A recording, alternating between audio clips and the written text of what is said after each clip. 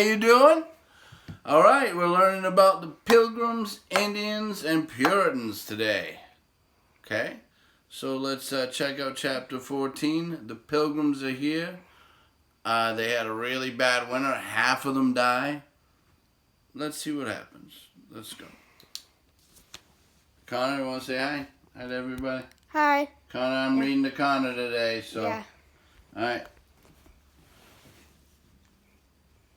Chapter 14. Pilgrims, Indians, and Puritans. Like the Jamestown colonists, the Pilgrims have picked a poor site. The New England coast is cold and wind-whipped. The land is rocky. The soil is thin. But these industrious people use the sea and the forest to sustain themselves. Soon they will be shipping fish, furs, and lumber back to England. Without the Indians, they might not have survived. Picture this scene. Pilgrims are struggling to find ways to live in this difficult region. When out of the woods strides a tall man in deerskin clothes, they are astounded when he greets them. "Welcome, Englishmen," he says. His name is Samoset, and he has learned some English from fishermen and traders. Samoset returns with 60 Indians, a chieftain named Massasoit, and an Indian whom the settlers named Squanto. Squanto speaks English well. He had been kidnapped by sailors, taken to London, befriended by a London merchant, and then returned to his native land. Trumpet and drums are played as the Pilgrims' governor, John Carver, yes, Carver, that's what Carver, Mass. Is named after, leads Massasoit to his house, kisses his hand, as is proper to a king, offers refreshments, and writes a treaty of peace between the Indians and the English. While Massasoit is alive, the peace will be kept. Squanto stays with the settlers. To the Pilgrims, he was a special instrument sent of gold for their good beyond their expectation. He directed them how to plant their corn, where to take or catch fish, and to procure other commodities, and was also their pilot to bring them to unknown places. In 1621, after the first harvest, the Pilgrims invite their Indian friends to a 3-day feast of Thanksgiving. In 1 year, they have accomplished much. The Pilgrims are frugal, but the celebration is unusually generous. They will need their food to get through the winter and to help feed the new colonists who are beginning to arrive. William Bradford, who was elected governor when John Carver dies suddenly, keeps a record of the arrivals.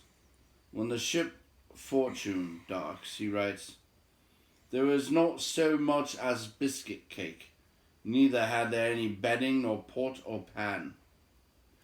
Abraham Pierce, a black indentured servant, is one of those who comes in 1623.